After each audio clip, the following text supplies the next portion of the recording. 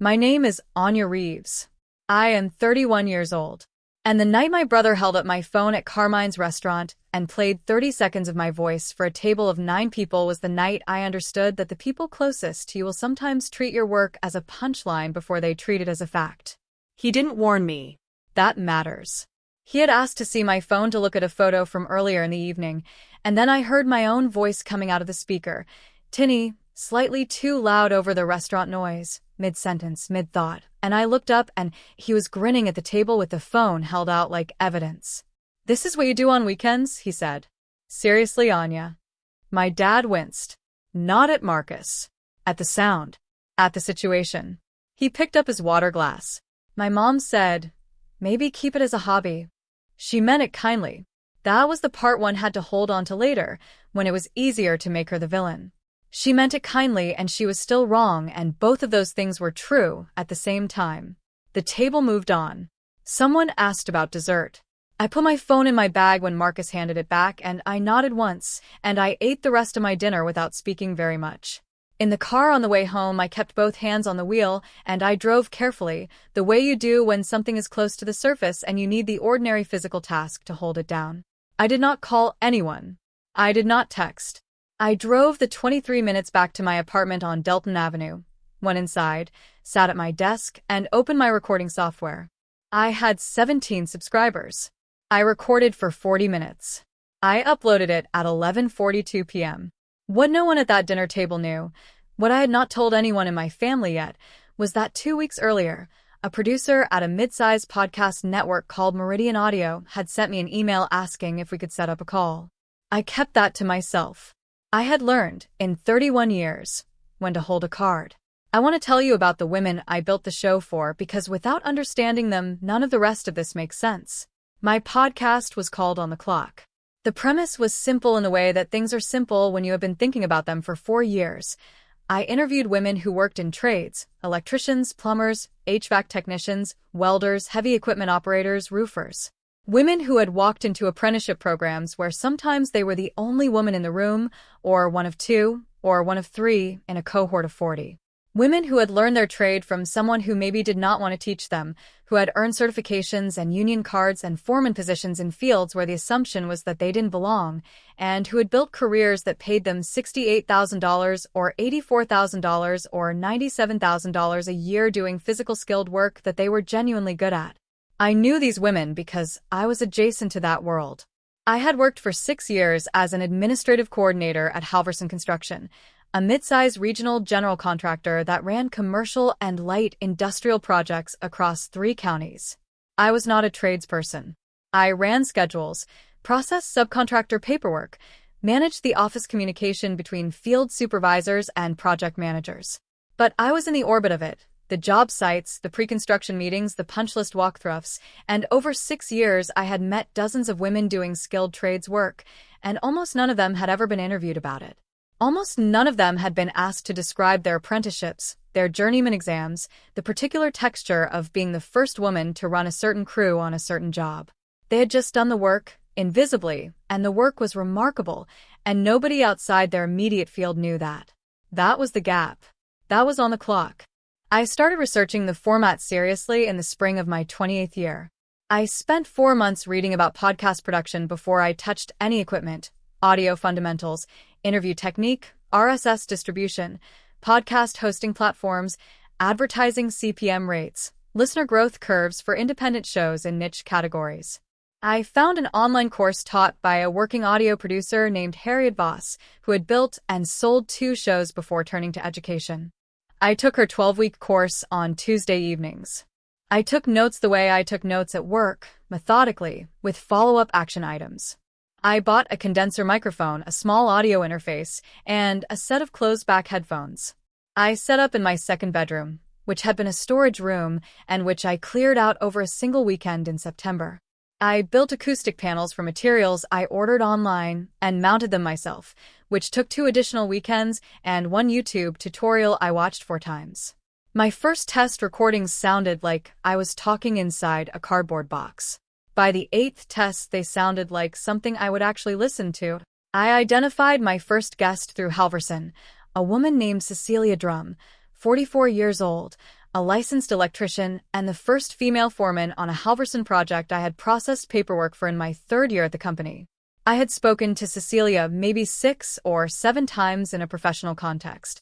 I sent her a formal email explaining the project and asking if she would be willing to be interviewed. She responded in 3 hours, yes. Long overdue. When? I recorded the first episode with Cecilia on a Saturday afternoon in November. It ran 1 hour and 7 minutes after editing. I listened to it 4 times before I uploaded it. On the 4th listen, I stopped second-guessing it and published. 17 people subscribed in the first week. Cecilia shared the episode in 2 trade union Facebook groups she was a member of, and by the end of week 2, that number was 112. By the time Marcus played 30 seconds of my voice at Carmine's, I had recorded and published 9 episodes, had 431 subscribers, and was averaging a listener completion rate of 71%, which Harriet Voss's course materials had told me was exceptional for a show under 6 months old in a niche category. I had not told anyone in my family any of this. Not because I was ashamed of the numbers. Because I had watched, across 31 years, what happened to plans I described out loud before they were finished.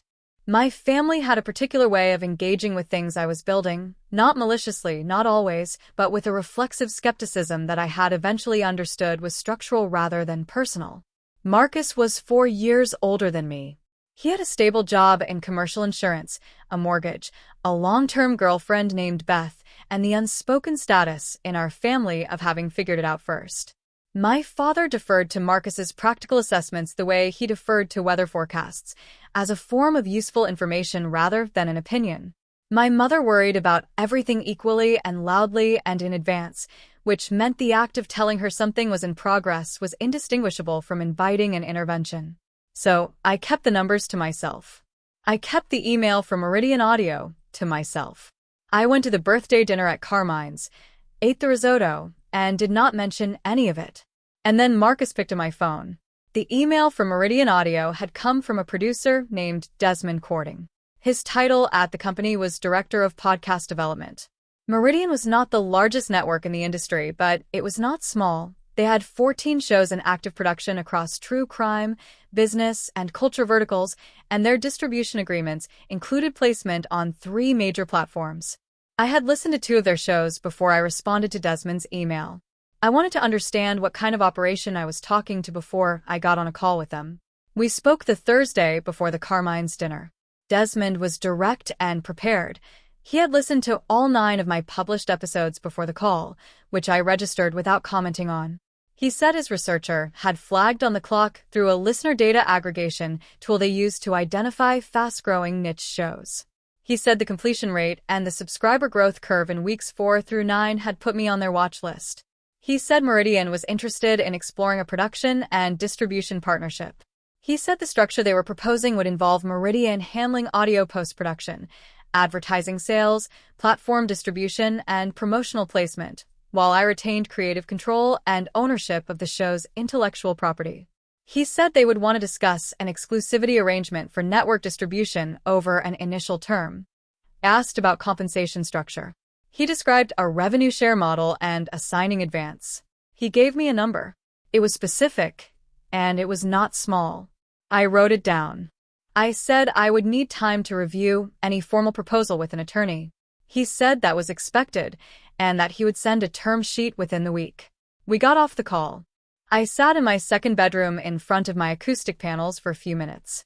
Then I opened my recording software and checked the week's listener numbers. 431.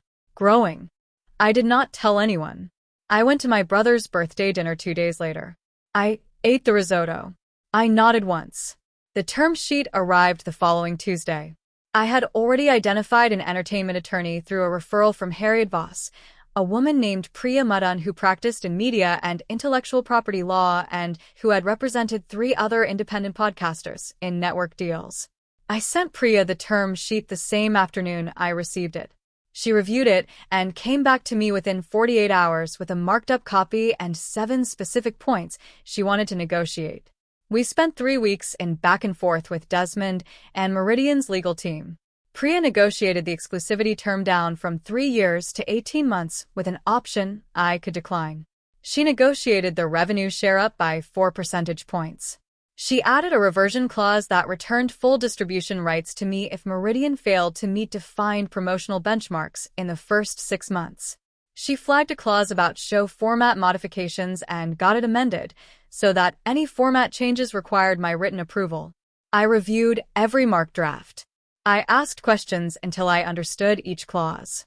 I signed the final agreement on a Wednesday morning in Priya's office on the 14th floor of a building on Reston Street, with her paralegal as witness. The signing advance was $94,000. I walked out of Priya's office onto Reston Street, stood on the sidewalk for a moment in the February cold, and then walked to the parking garage and drove to work.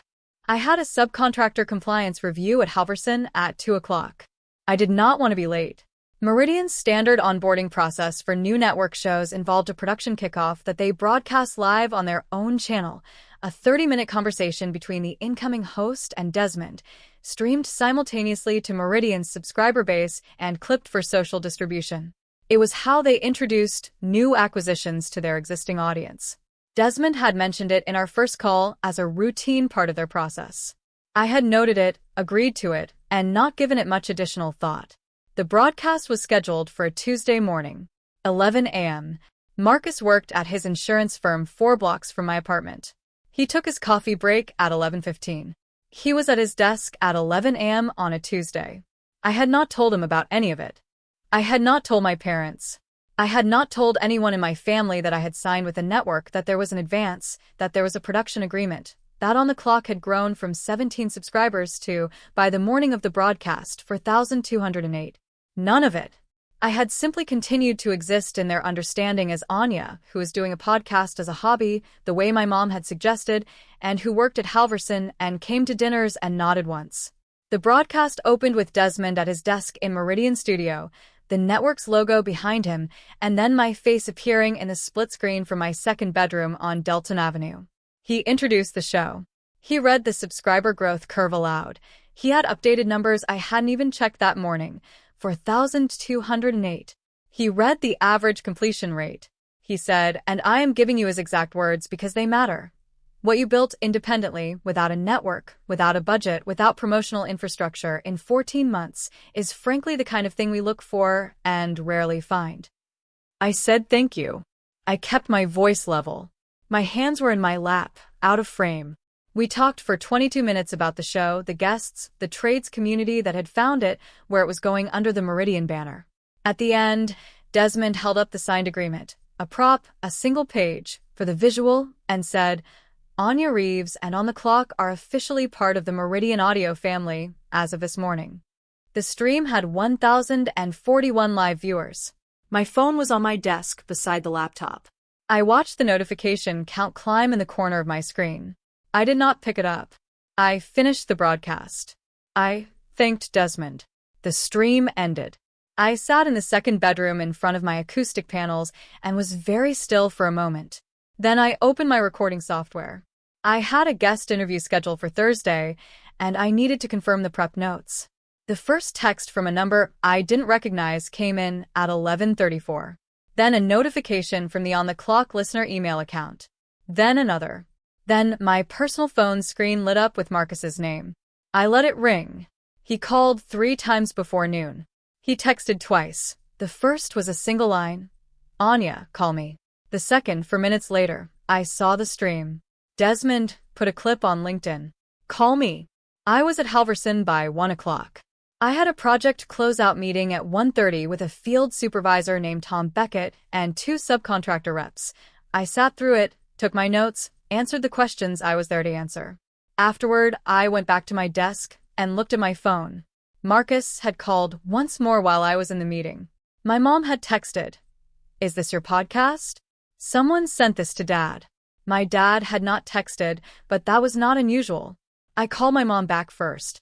She answered on the second ring, slightly breathless, the way she answered when she had been waiting. Elena. Anya. Sorry, Anya. She still did that sometimes, mixed up names. Someone from church sent your father that video. The one with the man from the network. Is that real?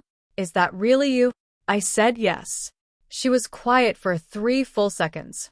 I counted. She said, "Since when?" I said, "Since about 14 months ago." Another pause. She said, "Why didn't you tell us?"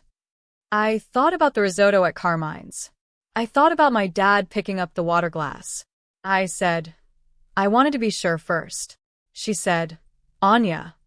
Just my name. Something shifted in it. I said, "Mom, I have to finish my workday. Can we talk tonight?" She said yes. She said, "Of course." She said she was, and then she stopped and started again and said, "I'm glad it worked out." She said it carefully, the way you say something when you know the sentence you chose is smaller than the one you owe. I said, "Thank you." And I meant it. And I got back to work. Marcus called again at 5:47, just as I was locking up my desk at Halverson. I answered. He said, "Hey." I said, "Hey." He said, "I saw the Meridian thing." A pause. My coworker, Jamie, you don't know her, she sent me the LinkedIn clip at like 11:30. She didn't know it was my sister. She just sent it because she listened to the show. I said, "Okay." He said, "She's been listening since episode 3. Another pause, longer. I didn't know there were 4,000 people listening. I said, 4,208, as of this morning. He was quiet. I could hear something in the background, office noise or a television. He said, "Anya, I played it at dinner like it was a joke." I said, "Yes." He said, "I didn't listen to it. I played 30 seconds and I made a face and I didn't listen to it." I said, "No, you didn't." Another silence. He said, "That was," and then he stopped. He tried again. "I think I do that. I think I look at what you're doing and I see the early version and I don't follow it forward. I don't think about where it goes. I just see the beginning and I make a call." I said, "I know." He said, "That's not fair." I said, "No, it's not." A long beat. He said, "I'd like to actually listen to it. If that's okay. I'd like to listen from the beginning." I said, "It's a public podcast, Marcus. You don't need my permission." He said, "I know. I just wanted to say it." I said, "Okay." And then, because I meant it and it was true, start with episode 4. Cecilia's follow-up. It's the best one so far. He said he would. I don't know exactly when he did, but 2 weeks later he sent me a voice message. Not a text, an actual voice message that was 3 minutes and 40 seconds long, which I know because I have listened to it more than once. He talked about episode 4, about Cecilia describing her journeyman exam, about something she said in the last 10 minutes that he said he hadn't been able to stop thinking about. He didn't apologize again in the voice message. He didn't need to. The 3 minutes and 40 seconds was the apology. I texted back, "Glad you liked it." Episode 7 is Cecilia's foreman year. You should hear that one too. He replied with a thumbs up. Then, a minute later, "You're really good at this, Anya." I put the phone face down on my desk and went back to my prep notes for Thursday's guest. My father called on a Thursday evening, 8 days after the broadcast. My father did not call often, and when he did it was usually brief and practical, a question about a car, a piece of news he thought I should know, a logistical thing. This call was different in texture from the first word. He said, "I watched the whole thing. The broadcast." I said, "I heard someone send it to you." He said, "Your mother's friend, Patricia. She sent it to the whole women's group, apparently." A pause. I watched it twice. I said, "Okay." He said, "I didn't know you had been doing this for 14 months. I said, "I know." He said, "Why 14 months without telling us?" I had been thinking about this answer since the broadcast. I gave him the honest one, because I needed to build it without the weight of everyone's worry. I needed to find out if it was real before I introduced it to people who might tell me it wasn't. A long quiet on his end, long enough that I thought the call might have dropped. Then he said, "That's fair." Just that. 2 words, delivered like a verdict he had been deliberating. I said, "Thanks, Dad." He said, "The women on the show, the electricians, and what's the term? HVAC technicians." Right. "It's good work, Anya. It's important work." He said it the way he said things that cost him something to say, with a slight flatness in the delivery that I had learned over 31 years.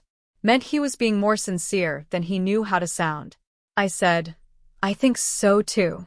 He said, "Send me the one your brother was talking about. The episode about the exam." I sent him the link to episode 4 that night.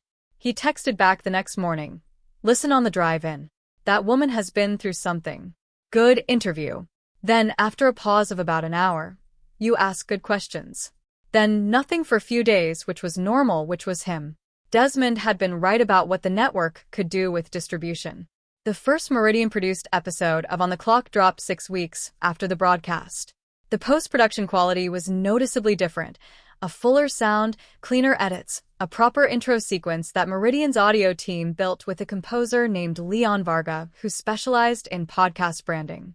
I was not precious about the upgrade. I had built what I could build alone. Now I was building what I could build with infrastructure. The first Meridian episode got 12,000 downloads in its first week. The second got 14,000. By the end of the third month under the network banner, the show had 17,200 subscribers. The trades community that had found it early became vocal advocates. Union chapter newsletters started covering it. Apprenticeship program coordinators began sharing episodes with new cohorts. A trade school in the Northwest started using episode 6 as onboarding material for female apprentices. A woman named Britta Sandoval, a licensed plumber and shop steward from a local union in the Northeast, emailed me after episode 9 of the Meridian run. She said she had listened to the show in her truck during a 2-hour commute for 3 months, and that she had finally pulled over to write to me because she wanted to say something she could not keep not saying, that she had started her apprenticeship 15 years ago in a program where she was the only woman, and that nobody had ever asked her to describe what that was like, and that hearing other women describe it, on my show, out loud, in their own words, was the first time she had felt like that experience was worth something to someone outside of herself. I read that email 3 times. I did not respond immediately. I printed it and put it on the corkboard above my desk in the second bedroom, next to my recording setup. Then I emailed Britta and asked if she would come on the show. She said yes, within an hour. The episode we recorded ran 1 hour and 19 minutes after editing. It became the most downloaded episode in the show's history, a record that held for 4 months. I gave my notice at Halverson in the spring. 7.5 years, and I gave Tom Beckett, who is now the project director, having been promoted twice in my time there, a standard 4-week notice. He took it well. He said, "I wondered when this was coming," which surprised me, because I had not discussed On the Clock at work. He said, "Your focus shifted about a year ago. I noticed. I figured you were building toward something." He offered to be a reference. I thanked him and meant it. My last day was a Friday in April. The team got lunch from the Thai place down the block, and Tom made a short speech, and I carried my desk items to my car in a single box. On the drive home, I stopped at a bakery on Crescent Street that I had been meaning to try for 2 years. I got a coffee and sat by the window for 45 minutes and did not look at my phone. Then I drove home and recorded the intro for the following week's episode. Priya Madan and I met 4 months into the Meridian partnership to review the promotional benchmark clause. Meridian had exceeded every metric. The reversion clause was moot.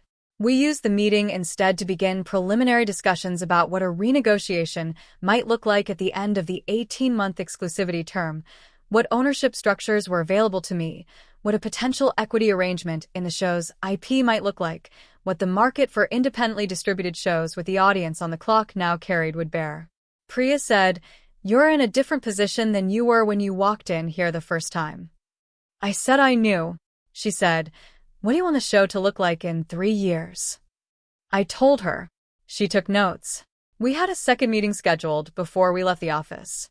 My mom came to my apartment for the first time in May. She had been there before, years ago when I first moved in, but not recently. She sat at my kitchen table, and I made coffee, and she asked to see the recording room. I showed her. She stood in the doorway of the second bedroom and looked at the acoustic panels I had built from materials I ordered online, the microphone on its arm, the monitor, the corkboard with Britta's email pinned to it. She stood there for a moment without saying anything. Then she said, "You built those panels yourself?" I said yes. She looked at them a moment longer. She said, "You always did the things the hard way first. Even when you were little, you would never take help until you understood the whole thing yourself." She said it like a fact she had filed away and had been waiting to locate the right context for. She said, "I think I read that as stubbornness." "I don't think that's what it was." I said, "It was a little bit stubbornness." She made a sound that was almost a laugh. She said, "Yes." "A little bit." She looked at the corkboard, at Britta's printed email. She didn't ask about it. She turned back to the kitchen and asked if I had anything to eat with a coffee. I had made a tray of walnut cookies from a recipe I had been holding on to. I put them on the table. We sat for 2 hours. She talked about her sister, who was having a difficult year. I talked about an upcoming guest, a heavy equipment operator from the upper Midwest who had been the first woman to run a crane on a major bridge project in her state. My mom listened the way she listened when something was new to her, and she was trying to form an honest opinion rather than a reflexive one. When she left, she stood at the door for a moment. She said, "I want you to know I've been listening. I'm at episode 11. I said, "What do you think?" She said, "I think I didn't know very much about the people who build things." A pause. "I think I still don't, but I know more than I did." She hugged me at the door, one arm first and then both, and then she left. I stood in the hallway after she was gone and looked at the closed door for a moment. Then I went back to the second bedroom and sat down at my desk. On the clock crossed 25,000 subscribers in its 7th month on the Meridian Network. Desmond sent a brief email. Milestone. Congrats. Episode with the crane operator is performing above the series average. I replied with a thank you. I opened my recording software. I had prep notes for the following week. The show now had a research assistant, a woman named Cadence Park, 26 years old, precise and thorough and constitutionally incapable of sending me a guest bio that wasn't sourced to primary documentation. She found guests I never would have found alone.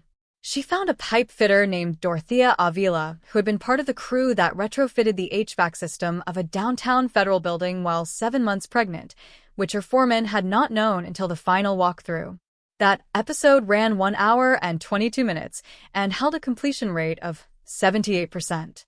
Harriet Voss, the audio producer whose course I had taken on Tuesday evenings, whose 12-week syllabus I had completed with a notebook full of action items, left a review on the show's listener page in the 9th month. It said, "This is what good production and good instincts look like when they find each other. Essential." I screenshotted it. I didn't post it anywhere. I put it in a folder on my desktop, labeled Simply Reference. Marcus has now listened to every episode. He sends me a voice message after most of them, not all but most. They average 2 or 3 minutes. He talks about specific things the guest said. He asks questions he knows I can't answer for him, questions about the guests themselves, about their specific situations, that are really just him thinking out loud about something he didn't expect to find himself thinking about. He has never directly referenced Carmine's again. Neither have I. There is something between us now that is different from what was there before, and I have decided that naming it precisely is less important than the thing itself. Here is what I know now that I did not know at 28. Sitting alone in a storage room I had cleared out to become a second bedroom, mounting acoustic panels on a Saturday with a YouTube tutorial playing on my phone. The work will find its people. It does not announce itself in advance. It does not ask permission from the people who can't see it yet. It simply accumulates. Episode by episode, subscriber by subscriber, woman by woman calling in from a union hall, or a job site truck, or an apprenticeship program in a state you have never been to, until one Tuesday morning it becomes impossible to ignore. You do not build for the moment when people stop doubting you. You build because the gap you saw was real, and the people on the other side of it deserve to be heard. The rest follows or it doesn't. But the work was always the point. The room you make for yourself is not a verdict against the people who dismissed you. It is simply yours. You tend it. You keep the microphone on. You keep the door open for the guests, for the listeners, for the people in your life who are willing to follow the thing forward once they've actually listened. That is enough. That has always been enough. I want to ask you something specific, and I want you to think about it before you answer. On the morning of the Meridian broadcast, When Desmond read the subscriber number out loud on a live stream that 1,041 people were watching, and the clip went to LinkedIn, and my brother's coworker Jamie sent it to him before he finished his coffee at 11:15. Do you think my brother felt proud of me in that moment? Or do you think what he felt first was something closer to recognition? The particular feeling of realizing you had already decided something was small and been wrong? Tell me which one and why in the comments. I read every single one. If this story stayed with you, please hit subscribe and ring the notification bell. A new story drops every week. And if you know someone who's been told to keep something as a hobby, share this with them. Sometimes the best thing you can do is let the work speak at volume. Thank you for being here. I'll see you next week.